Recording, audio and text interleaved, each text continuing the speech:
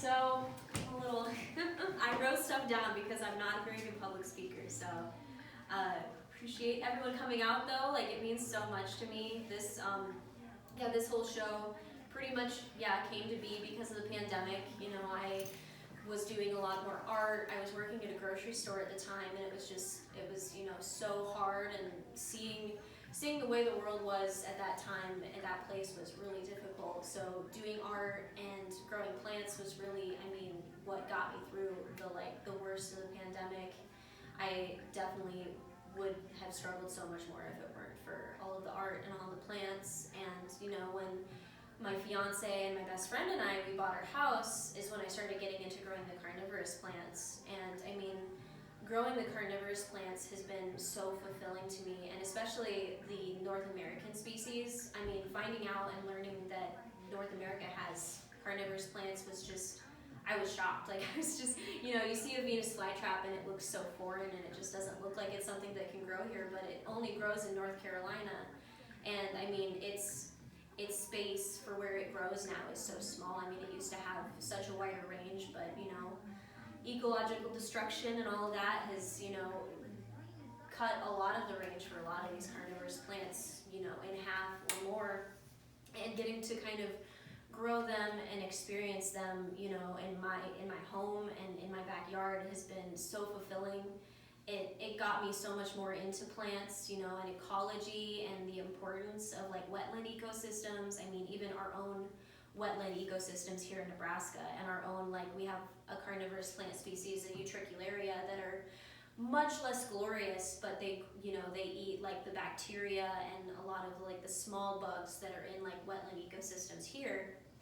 And they're so important to our ecosystem, all of these plants, and I think getting to experience these plants really opened my worldview up, and I really just gained so much more appreciation for all ecosystems, even our own, and prairies, wetland ecosystems, all of these underappreciated ecosystems. And I just really love being able to grow more native plants and getting more into that. And I wouldn't have got into even our native species if it weren't for these plants. So this was kind of my way of wanting to show my appreciation for these plants and just how much they mean to me, and just hoping that I could capture even a fraction of how beautiful and how cool they are. So I hope that I can inspire somebody to grow their own weird plants, native plants, support your ecosystems, kill your lawn. So what about the frogs? Go over in front of them, Buffy. So what about the frogs? Frogs, I just really love frogs. They're such weird little dudes, and they like carnivorous plants. They're an indicator species, so seeing carnivorous plants and frogs in ecosystems, that's how you know that an ecosystem is doing okay. And there's definitely a lot less of them. They're definitely going the hell through it right now with a lot of our ecological destruction. But they're so cool, and they just they're so important. Well, those look like tree frog species. Yes, they are tree frogs, and they have a very sensitive skin. All frogs, they absorb things through their skin. So when we have a lot of that, the rainwater runoff and all of the pesticides and stuff that get into our water systems, super affects these guys so drastically, because they absorb so much of their world just through their skin. And they're just absolutely. Okay, so what about the skulls? Yeah, so the skulls, this one here is they're Darlingtonia californica. They only grow in a very small portion of California and Portland, I believe, Oregon, somewhere in there. Yeah. And so with this piece, we have a grizzly bear skull, and they were also once native to California. And because of climate change and human habitation, they don't live there anymore. And so this was kind of a piece that I wanted to do in honor of species that once lived and species that are still barely hanging on. So what about the other skulls? I mean, you have names. names Yeah. So this one attachments to here, them? it's the Sarracenia purpurea and raccoon skull. Oh, we have a lot of those. Yes, there's a lot of raccoons. Those little trash goblins are doing fine. They are very, very well habitated with humans. And then this one over here is an alligator snapping turtle. Those ones, I mean, you know. Wow, that is cool. They are so cool. I am They a are. big fan of snapping They're turtles. huge. They're massive. They Alligator are. snapping turtles are so cool. They're huge, absolute monsters. And yeah, they also used to have a much Where'd wider you range. find that skull? Oh, it was just a reference photo I found. Oh, because that would be yeah, an amazing skull. They're very cool. I've seen a couple. I've seen a couple in people's collections, but that is not. Yeah, I don't have one of those. I could give you a lot of raccoon skulls. There is an abundance of those for sure. Yeah, and then you see what else. It's interesting with your plants, like you were saying with the frogs with the water. Mm-hmm. You were telling me in the back how your own plants that you grow at home, you don't use city water out of your tap. Yeah, absolutely. So yeah, the carnivorous plants, they can't have minerals. They grow in very nutrient poor soils, peat moss. Yeah. That's what they grow in, and there's no nutrients. So Right. they get their nutrients by eating bugs, and that's how they are fertilized, and that's how they grow. So yeah, they're really, really sensitive to water. Yeah, you can't. I've tested our city water. Well, it's got chlorine. It's got a lot of stuff in it. I mean fluoride. But a lot of minerals too. Yeah, Yeah. very mineral heavy. So yeah, you can't use city water for these plants. You have to use distilled water or rainwater. I have a rainwater collection system that I mostly use for my plants, and as long as it's not dry, it usually gets me by okay. Yeah. What about Gatorade?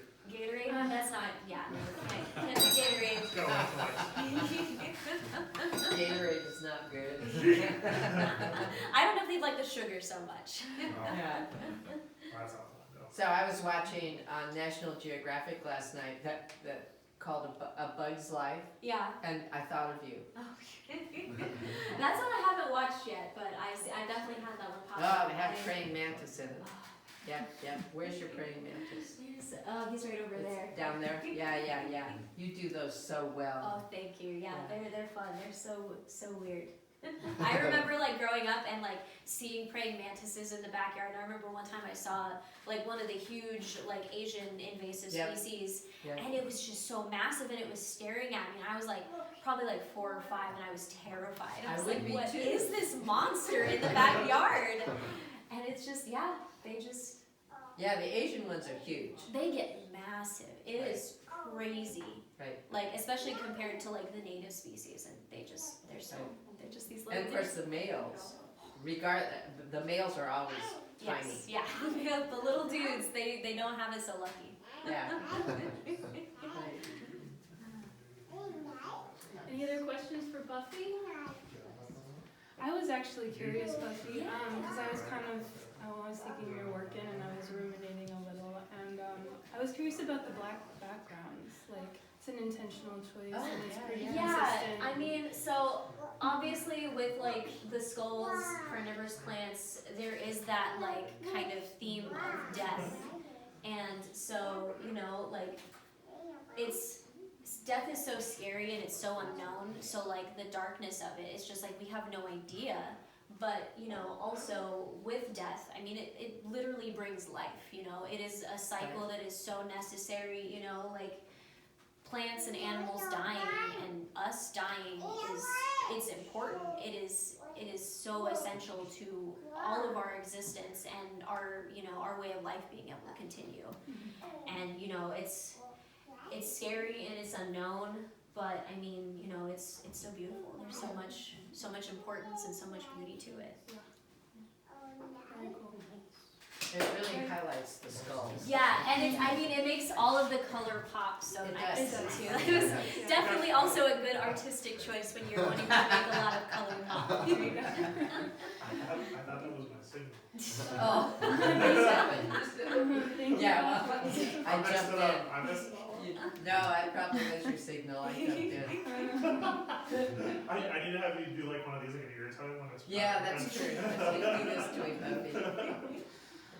Awesome, thank you. Thank you so much, everyone. I saw Barbie's ear time.